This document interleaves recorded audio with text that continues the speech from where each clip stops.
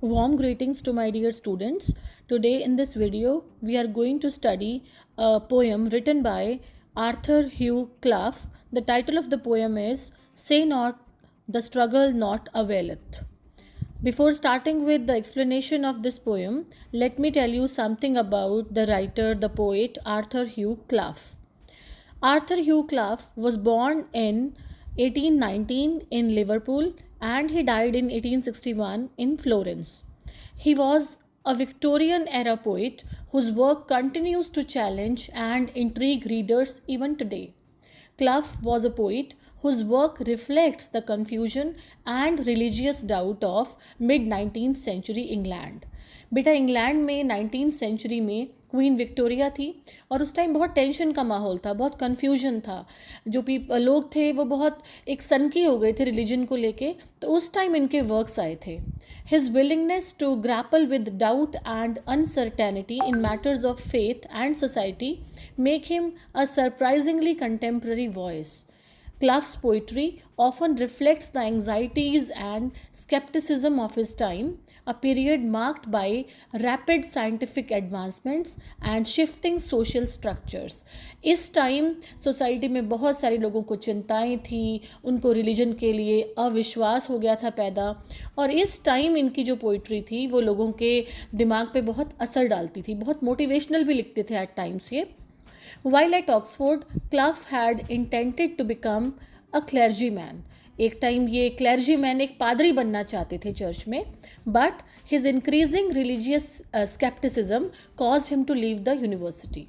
In 1849, he became head of University Hall, London, and in 1852, he spent several months lecturing in Massachusetts. He later worked as a government education official and helped his wife's first cousin, Florence Nightingale, in her philanthropic work. बाद में ये बता रहे हैं इनकी death कैसे हुई. While on a visit to Italy, he contracted malaria and he died at the age of 42. This was all about the biography part of the writer, the poet.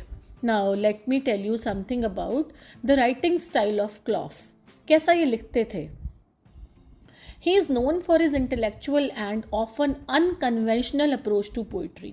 बहुत इंटेलेक्चुअल थे, बहुत एक ज्ञान इनकी पोइट्री में नज़र आता था, और एक अनकन्वेंशनल अप्रोच थी जो ट्रेडिशनल नहीं थी, एक हट के लिखते थे ये. Clough employed a style characterised by its directness and conversational tone. बहुत आम भाषा थी, बहुत डायरेक्ट था इनका जो स्टाइल था. ही फेवर्ड अनएडॉर्न्ड लैंग्वेज. बहुत ज़्यादा लैंग्वेज में एक अलंकार नहीं होते थे, बिल्कुल सिंपल सी भाषा थी, डायरेक्ट भाषा थी. एंड रियलिस्टिक इमेजरी, ऐसी इमेजेस यूज़ करते थे जो एक रियल लगती थी लोगों को. Eschewing the highly stylised words common to many of his contemporaries. This focus on authenticity of experience combined with his questioning of societal norms distinguished Clough as a unique figure in Victorian literature. इनका जो ये style था, जो direct लिखते थे, इनका जो एक ओरिजिनल स्टाइल था, इसकी वजह से ये एक यूनिक फिगर बन गए थे विक्टोरियन लिटरेचर में. His exploration of personal struggles and spiritual questioning, along with his experimentation with form and style, paved the way for later poets who sought to break free from traditional constraints. इनका एक ही अगर मैं line में बात करूं तो इनकी poetry बहुत हटके थी, अनकन्वेंशनल थी. ट्रेडिशन नहीं था इनकी पोइट्री में. ट्रेडिशनल जो एक कंस्ट्रेंट्स थे, जो एक लीक पे चल के पोइट लिखते थे, वैसा नहीं था. इनका एक हटके स्टाइल था, अनकन्वेंशनल था, उसकी वजह से ही इनको एक पॉपुलैरिटी मिली थी. Now, coming to this particular poem, Say Not the Struggle Not Availeth. इसके बारे में कुछ बात हम करते हैं. This poem by Arthur Hugh Clough, it was written in 1849 and was first published in The Crayon, एक अमेरिकन आर्ट जर्नल था, इसमें ये पब्लिश हुई. और इसका टाइटल क्या रखा उस टाइम, द स्ट्रगल. और क्लफ ने ये पोएम बिना टाइटल के पब्लिश की 1862 में.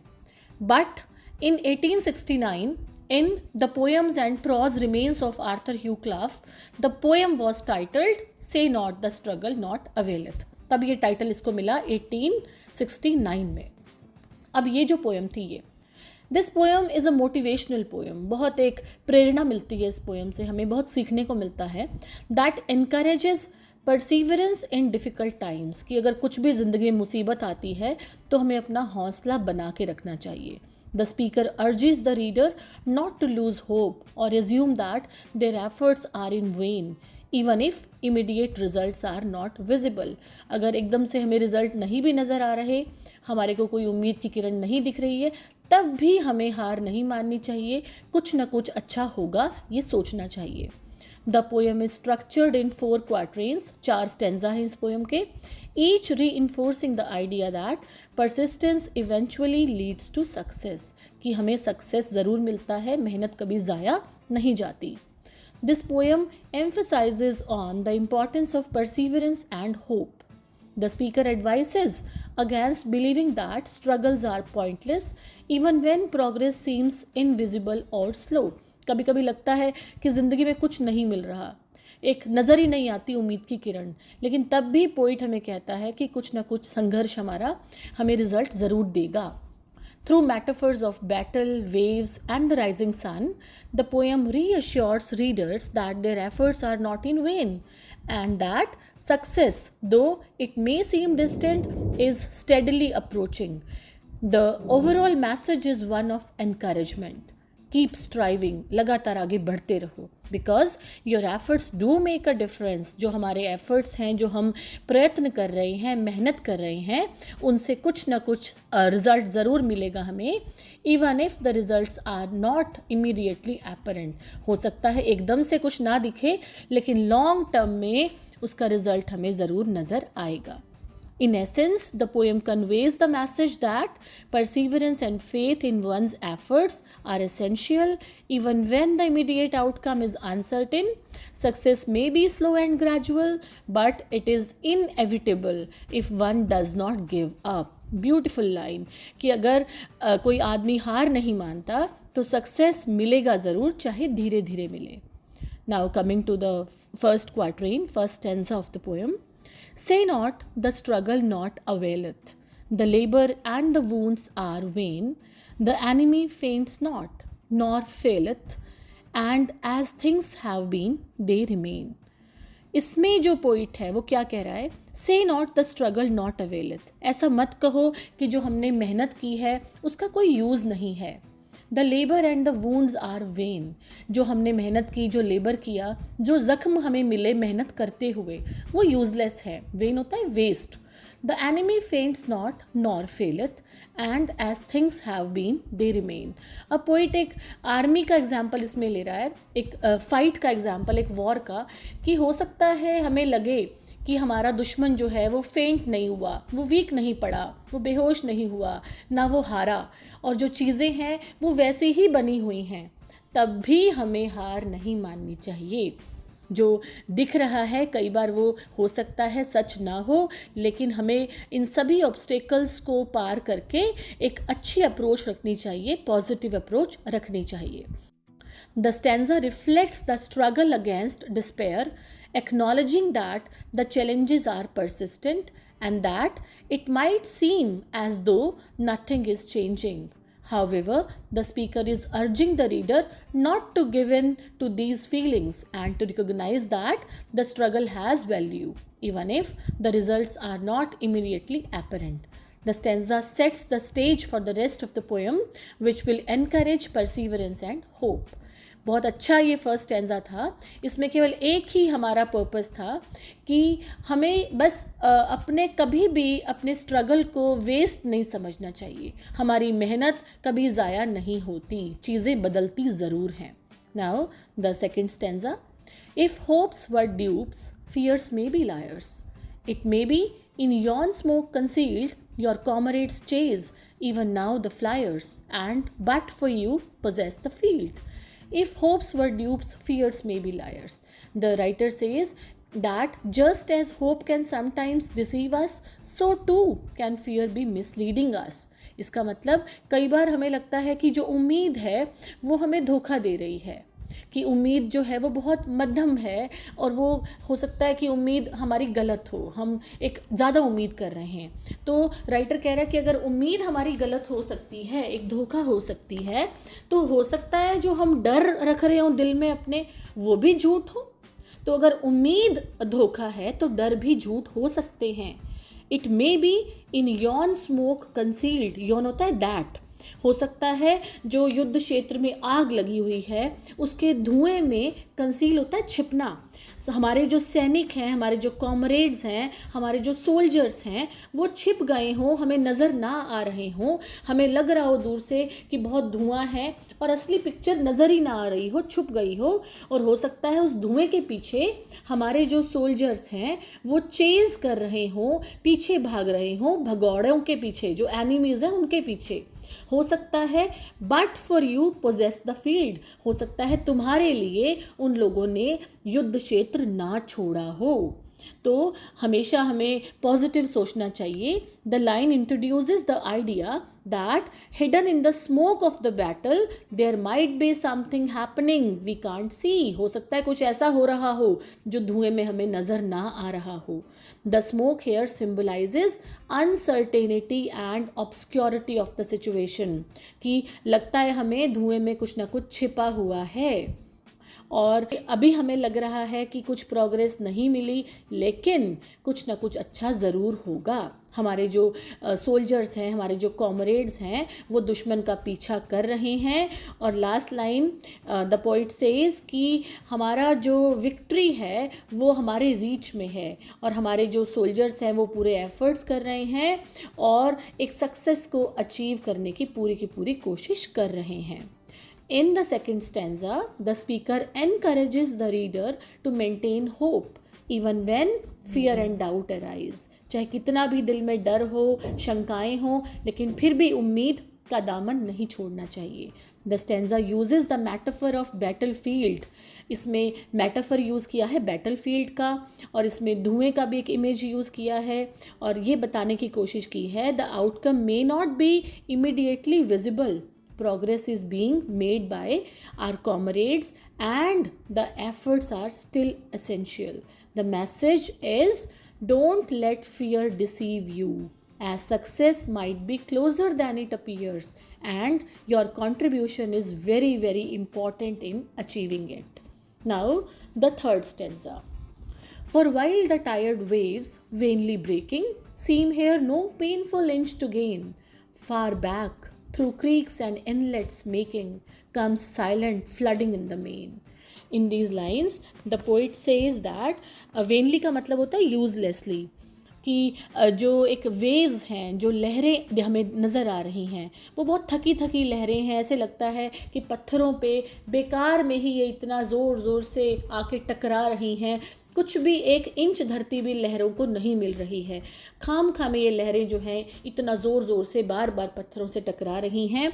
The line uses the metaphor of tired waves, इसका मतलब कि कोई विजिबल प्रोग्रेस नहीं दिख रही। The waves represent our efforts that seem to achieve little or nothing, highlighting the tiredness that can come from repeated attempts and appear futile. The last line, seem here no painful inch to gain. It means the waves appear not to advance even a painful inch, कि एक भी inch ज़मीन उनको लगता है नहीं मिली, और जितने भी एफर्ट्स थे उनका कोई रिजल्ट नहीं मिला। It reflects the sense of despair, जो एक उम्मीद हट जाती है, जो एक उदासी आती है अगर हमारा हार्ड वर्क हमें पे नहीं करता, हार्ड वर्क का रिजल्ट नहीं मिलता, तो उसको रिफ्लेक्ट कर रही है ये line. Now the next line, far back through creeks and inlets making comes silent flooding in the main. It seems कि एक बार तो लगता है कि जो लहरें हैं वो बेकार में ही इतना शोर कर रही हैं, लेकिन the water is quietly making its way. पानी जो है वो धीरे धीरे शांति से अपना रास्ता बनाता है और वो दरार पैदा कर देता है पत्थरों में भी।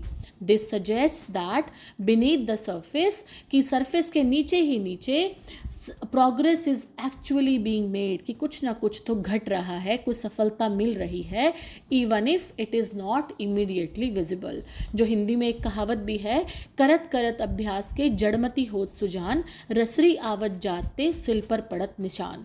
तो अगर हम मेहनत करते रहेंगे तो पत्थर पर भी निशान पड़ जाएंगे। उसी तरीके से जो ये लहरें लगातार टकरा रही हैं पत्थरों से, तो ये कहीं ना कहीं दरारें डाल रही हैं। और लास्ट लाइन में देखो कितना साफ नज़र आ रहा है, कम्स साइलेंट, और शांति से फ्लडिंग इन द मेन, कि जो मेन बॉडी ऑफ वाटर है उसमें ये फ्लड लेके आती हैं और बहुत बड़ा चेंज लेकर आती हैं। This indicates that while progress may be slow and invisible at first, कि कई बार एकदम से हमें नज़र नहीं आती हमारी सफलता, वो इनविजिबल रहती है, लेकिन बाद में वो बहुत अच्छे से नज़र आती है और बहुत पावरफुल रिजल्ट देती है। In the third stanza, Clough uses the metaphor of waves breaking on the shore to illustrate the idea that progress often happens in ways that are not immediately visible. तो इसमें लहरों का ही एक example था, और वो लहरों के एग्जाम्पल से पोइट ने समझाने की कोशिश की है कि हम सबको एक पेशेंस और परसीवरेंस के ऊपर पूरा विश्वास रखना चाहिए। दो प्रोग्रेस में be slow and hidden, it is happening and in time it will become evident, कि नज़र ज़रूर आएगा हमें हमारा result. Last stanza, and not by eastern windows only, when daylight comes in the light, in front of the sun climbs slow, how slowly, but westward look, the land is bright. The line suggests that light does not come only from east where the sun rises. कई बार हमें लगता है कि जो खिड़की हमारी east में है उसी विंडो से ही सूरज की रोशनी आ रही है। It challenges the assumption that there is only one direction or source from which the light और प्रोग्रेस विल कम। हमें लगता है कि केवल एक ही खिड़की है जहाँ से सूरज निकला, वहीं से ही रोशनी आएगी, केवल एक ही डायरेक्शन है, एक ही रास्ता है सक्सेस का। लेकिन पोइट क्या कहता है, when daylight comes in the light, in front of the sun climb slow, how slowly, कि जब एक दिन चढ़ता है तो लाइट चारों तरफ फैल जाती है और हर चीज़ में लाइट ही लाइट हमें नज़र आती है। The sun's slow rise represents the gradual nature of progress, कि धीरे धीरे जैसे सूरज की रोशनी चारों तरफ फैलती है वैसे ही हमें सक्सेस भी धीरे धीरे मिलता है। थोड़े एफर्ट्स करने पड़ते हैं हमें सक्सेस के लिए।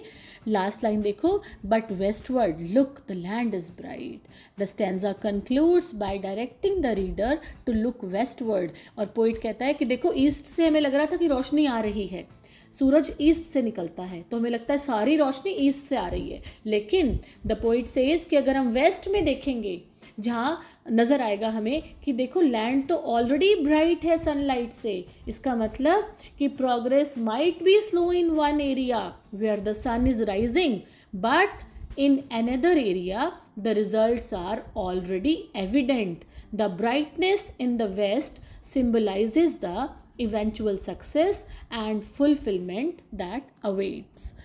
In the fourth and the final stanza, Clough continues the theme of hope, कि बहुत उम्मीद हमें रखनी चाहिए ज़िंदगी में। He uses the metaphor of rising sun, इसमें एक rising sun का metaphor यूज़ किया है कि प्रोग्रेस को दिखाने के लिए when the sun climbs slowly in the east, it eventually illuminates the whole land, कि सूरज निकलता ईस्ट में से है लेकिन वो सारी धरती को ब्राइट कर देता है। इसका मतलब कि अगर एक इंसान मेहनत करता है तो वो टाइम के साथ साथ उसका जो रिजल्ट है वो चारों तरफ नज़र आएगा। The stanza encourages looking beyond the immediate struggle and recognizing that progress might already be visible in other areas. The overall message is one of optimism. जो पूरा मैसेज मिल रहा है हमें पूरी पोएम से वो क्या है? ऑप्टिमिज्म का, उम्मीद का, होप का।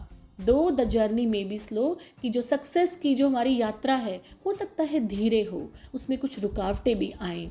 The eventual outcome will be bright and rewarding, लेकिन जो रिज़ल्ट है मेहनत का वो हमेशा ब्राइट होगा, रिवॉर्डिंग होगा, उसका फल हमें अच्छा ज़रूर मिलेगा। बहुत सुंदर पोएम है ये आर्थर ह्यू क्लाफ की, और बहुत कुछ सीखने को मिलता है इस पोएम से। आई होप कि चारों स्टेंजा बच्चों को क्लियर हो गए होंगे, और आई होप कि आपके जो क्वेरीज़ हैं इस पोएम को लेके वो भी इस वीडियो से क्लियर हो गई होंगी। और फिर भी अगर कोई क्वेरी किसी स्टूडेंट की रह जाती है तो कमेंट्स में अपना पोस्ट कर सकते हैं वो।